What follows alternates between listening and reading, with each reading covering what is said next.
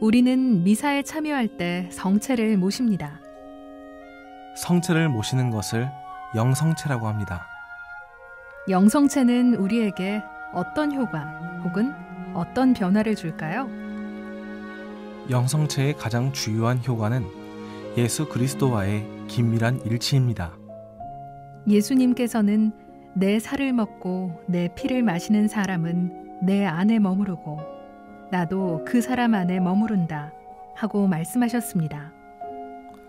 성체를 받아 모심으로써 우리는 그리스도 안에서 그리스도의 힘으로 살아가게 됩니다. 다음으로 영성체는 우리에게 영적인 생명을 줍니다. 부활하신 예수 그리스도의 몸을 받아 모시는 영성체는 세례성사 때 받은 새로운 생명을 보존하고 성장시키고 새롭게 합니다. 또 우리를 죄로부터 멀어지게 합니다. 영성체는 우리가 지은 작은 죄들을 깨끗이 없애주고 앞으로 다시 죄를 짓지 않도록 보호하고 지켜줍니다. 그리고 영성체는 성체를 받아 모시는 굳건한 사람을 그리스도와의 굳건한 사랑의 유대로 이끌어주며 그리스도의 신비체인 교회와의 일치도 강화시켜줍니다. 이렇듯 우리에게 많은 은총을 내려주는 영성체.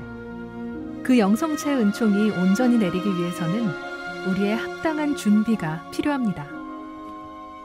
올바른 마음가짐과 몸가짐, 고해성사와 공심제 등이 바로 그것입니다. 성체를 제대로 받아 모시고자 한다면 마음에 담아두기에 무거운 죄를 지은 사람은 그 전에 고해성사로 그 죄를 미리 없애야 합니다. 또 성체를 오롯이 받아 모시기 위해서는 우리의 몸도 정성스럽게 준비해야 합니다. 성체를 받아 모시기 1시간 전에는 물과 약을 제외하고 아무것도 먹지 않는 공심제는 성체께 드리는 존경의 표시입니다. 다만 노인이나 환자, 그리고 그들을 간호하는 이들은 예외적으로 영성체 전 1시간 내에 무엇을 먹었다 하더라도 성체를 영할 수 있습니다. 또 성체를 모시러 갈 때 우리는 그리스도께서 우리에게 오시는 그 순간에 걸맞은 존경과 정중함, 기쁨을 나타내는 행동과 복장을 갖춰야 합니다. 신자들은 가톨릭 예법의 어떤 성찬례든 그 예식에 참석하여 성체를 영할 권리를 가지며 동시에 적어도 1년에 한 번, 가능하면 부활 시기에 고해성사로 준비하고 성체를 받아 모셔야 할 의무도 있습니다. 다음으로 영성체하는 방법을 소개해드리면 영성체는 무릎을 꿇거나 서서 할 수 있지만 본당에서는 특히 주일 미사 때는 서서 하기를 권합니다. 또 성체 모시러 나아갈 때는 성체 앞에 공경을 표하는 동작으로 정중하게 절을 합니다. 이때 절은 성체 분배자 앞에 서기 한두 사람 전에 미리 하면 좋습니다. 그러고는 사제나 부제 또는 비정규 성체 분배자가 성체를 들어 보이며 그리스도의 몸이라고 말하면 아멘이라고 소리내어 응답하고 입이나 손으로 성체를 받아 모십니다. 손으로 받아 모실 때는 오른손으로 왼손을 받치며 왼손바닥을 펴고 적당한 높이로 올려 성체가 안정적으로 놓일 수 있게 합니다. 이때 성체가 바닥에 떨어지지 않도록 주의해야 합니다.